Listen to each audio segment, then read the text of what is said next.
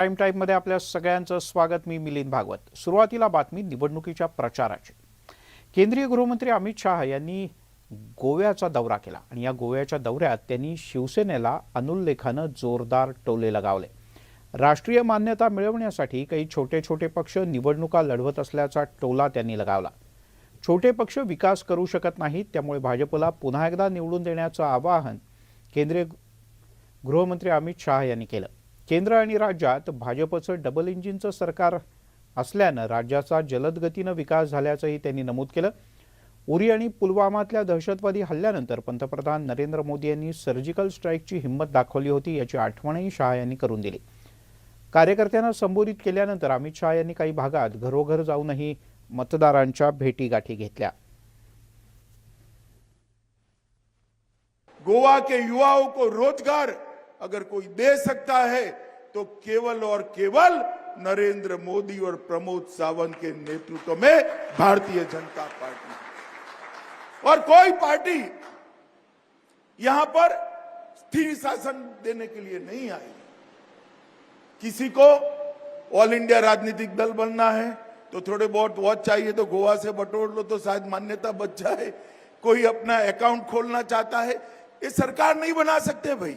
मोदी जी आए, उरी के अंदर हमला किया, पुलवामा में हमला किया, पाक प्रेरित आतंकवादियों को लगा कि अभी भी मनमोहन सिंह की सरकार चल रही है। गलती कर गए।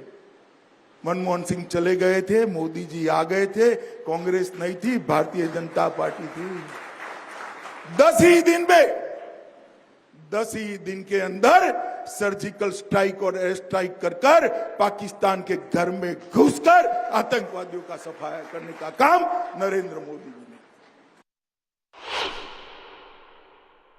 मित्रों, गोवा में आया हूं तब सबसे पहले देश के भूतपूर्व रक्षा मंत्री और गोवा के पूर्व मुख्यमंत्री भारतीय जनता पार्टी के नेता श्री मनोहर पर्रिकर जी को याद कर विनम्र श्रद्धांजलि देना चाहता हूं, क्योंकि पर्रिकर जी एक ऐसे नेता थे जिन्होंने गोवा के नाम को न केवल देश समग्र विश्व के अंदर गोवा को जाना पहचाना करने का काम करा था।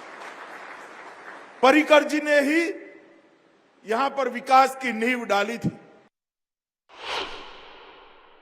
मैं सबसे पहले आपको कहना चाहता हूं कि एक डबल इंजन की जो सरकार होती है, इसका फायदा क्या होता है। मित्रों, ये डबल इंजन सरकार का फायदा देखिए। 2013-14 में गोवा को कांग्रेस सरकार ऊपर थी, गोवा को 432 करोड़ रुपया दिया था। कितना दिया था, जरा जोर से बोलो भाई, और जोर से बोलो। मैं पूछना चाहता हूं दिगंबर कामत और राहुल बाबा को, आपकी सरकार थी, सिर्फ 432 करोड़ रुपया लिया था। हिसाब लेकर आइए। मैं हिसाब लेकर आया हूं। अंतिम बजट में मोदी जी ने गोवा को 432 करोड़ से बढ़ाकर 2567 करोड़ रुपया, 2567 करोड़ रुपया देने का, इसको कमिटमेंट कहते हैं। इसको डबल इंजन सरकार का चमत्कार दे। ये हमारे प्रमोद जी युवा साथी है, उनसे बहुत सीनियर लोग भारत सरकार में मंत्री है, मगर प्रमोद जी को कभी अपॉइंटमेंट की जरूरत नहीं मिलती। जाते ही गोवा के काम के लिए तुरंत ऑर्डर निकलते, कभी अपॉइंटमेंट नहीं दी।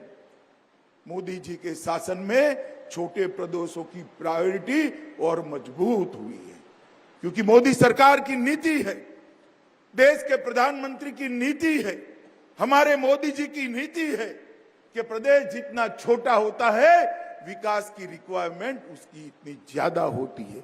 इसलिए 432 करोड़ से 2567 करोड़ रुपए का जो अंतर आया है, ये भारतीय जनता पार्टी की, नरेंद्र मोदी सरकार की गोवा को सबसे बड़ी